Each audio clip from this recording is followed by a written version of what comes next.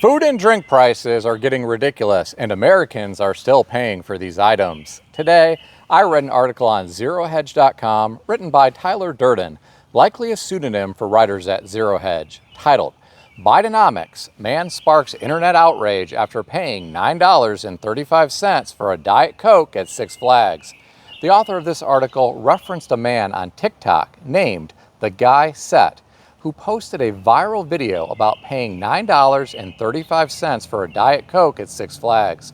Apparently, other TikTokers shared similar experiences of high prices at amusement parks, concerts, and airports.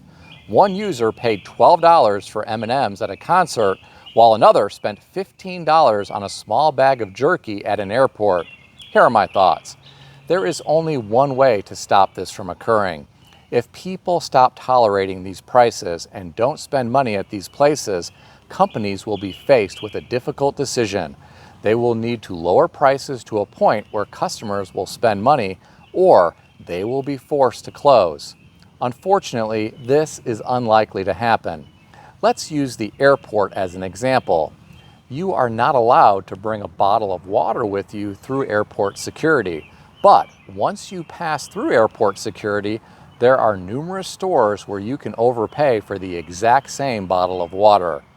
I tried to bring an unopened bottle of water with me through airport security once, and I had to step aside and speak with a TSA officer. This officer asked me if I had a purpose for the water. I said yes, to drink it.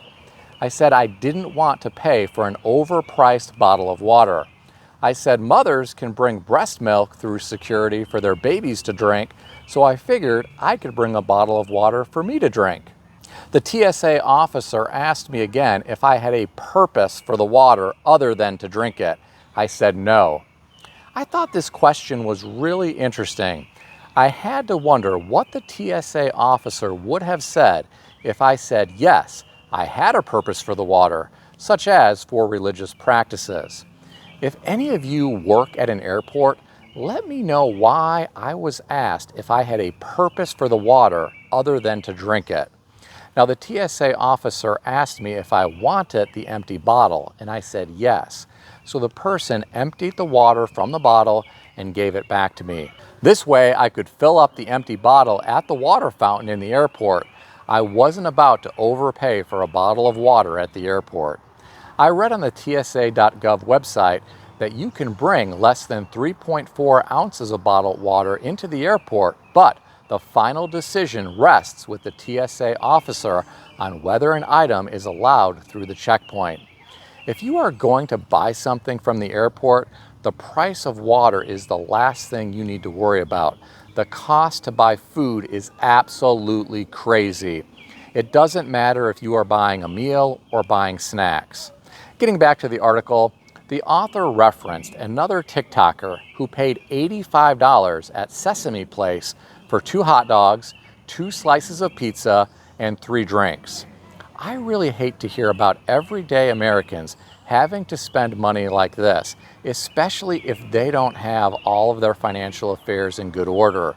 Some people who are spending money like this may not have adequate money in a retirement account, or they may not have an emergency fund. Some people who are spending money like this may have a big car loan or a large mortgage. I realize people have a choice. They don't have to visit establishments that are charging a lot of money for food and drinks. With that said, people want to live and enjoy experiences with their families. It is unfortunate they have to pay so much money for food and drinks after already paying a lot of money for tickets to get into the establishments. I remember when I was a kid, we went to an amusement park. We got our hands stamped so we could leave the park and go eat lunch in the car. Then we went back into the amusement park. Perhaps more people need to do this in the future if they want to frequent places like this. People trade hours of their life for money at their jobs.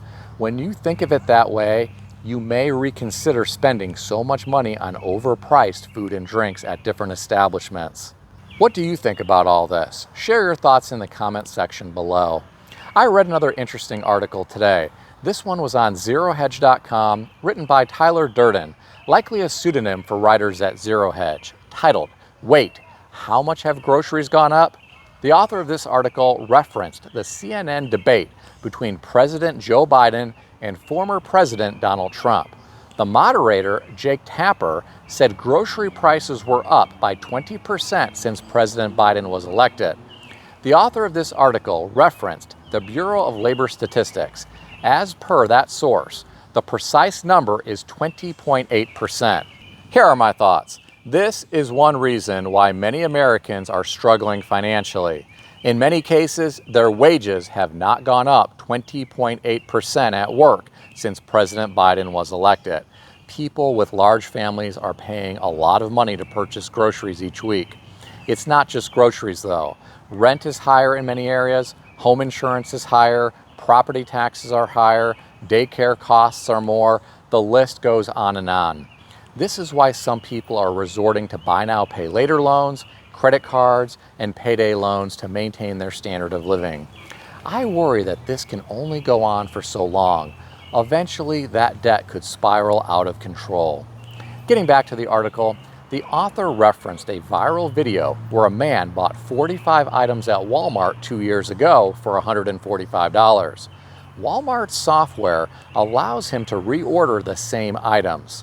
He tried this as a test, and the new price was $414.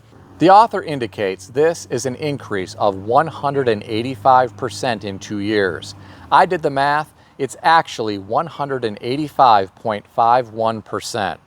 In my opinion, this example brings to light a good point. Inflation at the grocery store is going to impact people differently. It all depends on what you purchase. Some shoppers may need to transition to different types of food to stay within the budget that they have. Others may have to grow more food at home. I don't see this problem getting better anytime soon. I hope children are getting the nutrition they need so their bodies can develop. I hope parents are doing their best to provide for them during these difficult economic times. What do you think about all this? Have your grocery bills gone up noticeably in the past few years? If so, tell me about it in the comment section below. Please keep in mind that everything in this video is for entertainment purposes only, and nothing in this video is financial advice or advice of any kind. If you need advice, seek advice from a qualified professional in good standing who puts your interests first and foremost. If you enjoyed this video, consider subscribing to the channel. Please also consider sharing this video with your friends. I want to extend a special thanks to everyone who has subscribed to this channel. I want to also thank all of my channel members. If you would like to become a channel member, there is a link in the description beneath this video. You can read more about the different membership levels. Please also check out some of the great books that I suggest you consider reading in the description below. I've included Amazon affiliate links to these books. As an Amazon associate, I earn from qualifying purchases. Stay healthy and wealthy. I'll see everyone in the next video.